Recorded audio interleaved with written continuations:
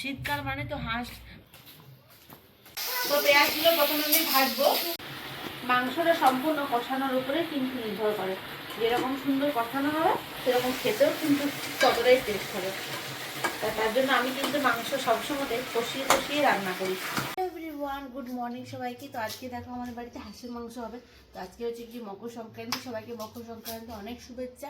তো আমাদের কিন্তু মকর সংক্রান্তির দিনে বৃহস্পতিবার বা শনিবার না পড়লে কিন্তু মাংস হবেই। তো শীতকাল যেহেতু পড়ে গেছে, হাঁসের মাংস তো মাস্ট। তো চলো আজকে ভালো করে কষিয়ে হাঁসের মাংস রান্না করব আর তোমাদের সাথে সেটাই শেয়ার করবো। তো চলো ভালো করে হাঁসের মাংসটা ধুয়ে নিই।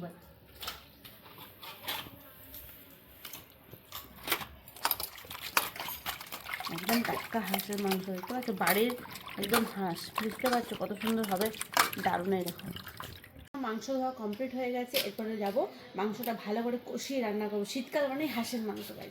চল, যেহেতু হাঁসের মাংস করছি আজকে, এই দেখো কড়াই গরম হয়ে গেছে, দিয়ে দিচ্ছি সর্ষের তেল।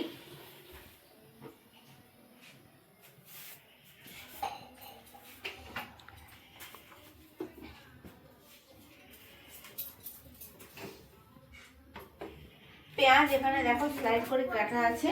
তো এই পেঁয়াজটা প্রথমে ভাজবো আগে।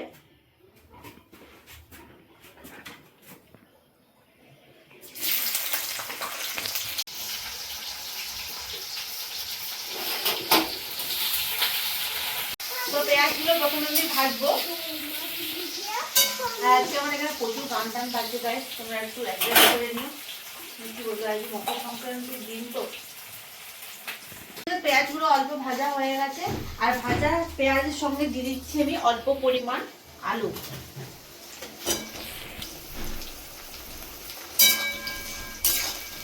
একটু পেঁয়াজ আর আলুটা খুব ভালো করে ভেজে নেবো, তারপরে মাংস দেবো। আর এই দেখো আমার ভাত ফুটে এসছে। একবারে দুদিকে রান্না বসিয়ে দিয়েছি, রেডি হয়ে যাবে রাতে করে।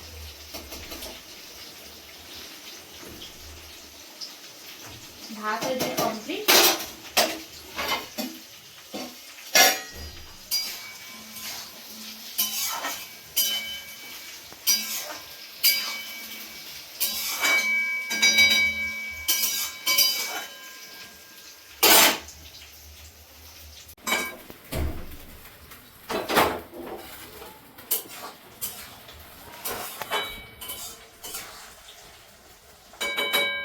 তো দেখো এখানে আলু আর পেঁয়াজ আমার ভাজা ভাজা হয়ে গেছে কমপ্লিট। এই দেখো, এরপর আমি এখানে দেব মাংস।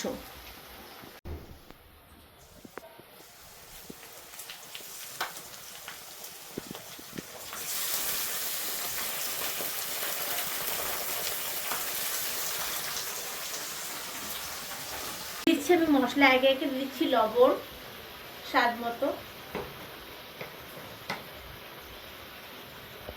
লবণ দিয়ে দিলাম। এরপরে হচ্ছে গিয়ে দেব হলুদ মতো, হলুদ দিয়ে দিচ্ছি তেজপাতা। আর এখানে দেখো মশলাটা পুরো বাটা আছে, যেটা পেস্ট, আদা পেঁয়াজ রসুন কাঁচা লঙ্কা সবকিছু দিয়ে দিচ্ছি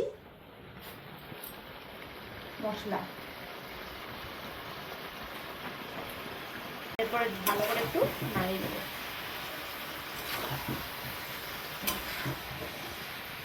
যেহেতু মশলাটা ছিলে বেটেছি, টমেটোটা তো পেস্ট করতে পারিনি, টমেটোটা গোটা গোটাই দেবো।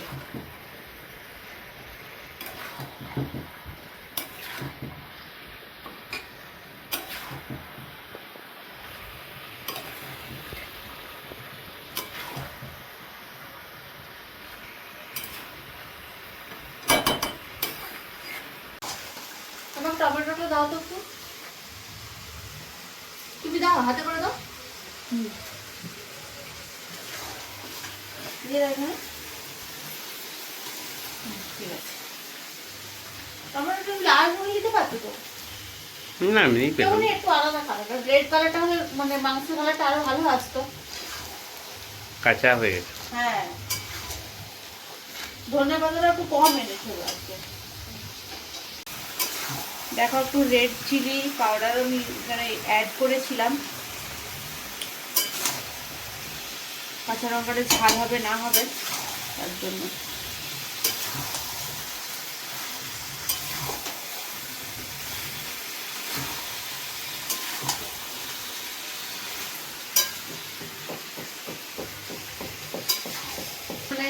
ছোটবেলায় হাঁস মাংস তো হতো বাড়িতে, তখন বেশি হতো। বেশি হতো। তো তখন হাঁসের টেস্ট আর এখনকার হাঁসের টেস্টের মধ্যে কি কোনো তফাৎ আছে? আগের হাঁসের টেস্ট আলাদা ছিল, আর যে তখনকার taste- এখনকার টেস্ট আর তখনকার টেস্টের মধ্যে তফাৎ আছে? তখন আলাদা টেস্ট ছিল। ছিল বলো? ওখান থেকে তেল বেরোতে শুরু করে। এই দেখো প্রচুর তেল বেরোচ্ছে মাংসটাতে, মাংস খুব সুন্দর, টেস্টও হবে কিন্তু দেখো বলো। হুম।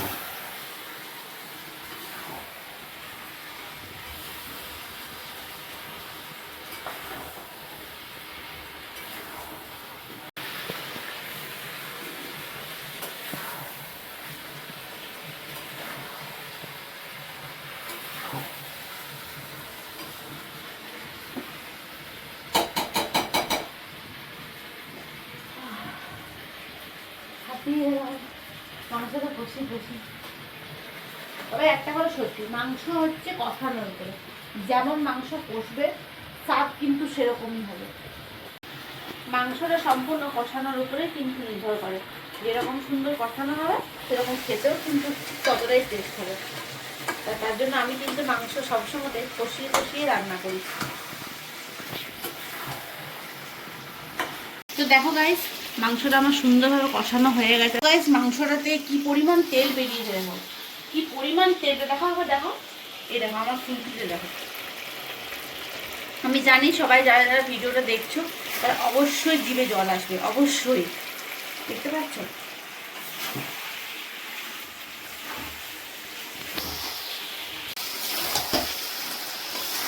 চলো, মাংস আমার কষানো হয়ে গেছে, এরপরে দিয়ে দেবো কড়াইয়ের জল। জল দেওয়ার পরে এটা সেদ্ধ হতে থাকবে, মোটামুটি 2 ঘন্টা 2.5 ঘন্টা লাগবে মাছটা সেদ্ধ হতে, আর এগুলো কড়াইয়ে সেদ্ধ হতে।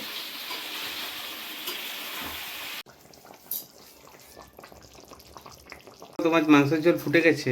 আমি জানি, দেখতে পেয়েছি। আমি কি দিবে? ধনে পাতা আনতে গেলাম, ধনে পাতা দেবো।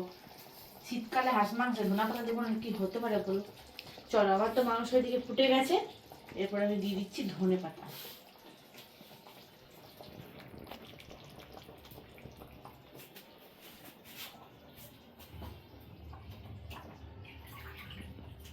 হচ্ছে কি গরম মশলা, যেটা মাংসতে না দিলে কিন্তু একেবারে ভালো লাগে না।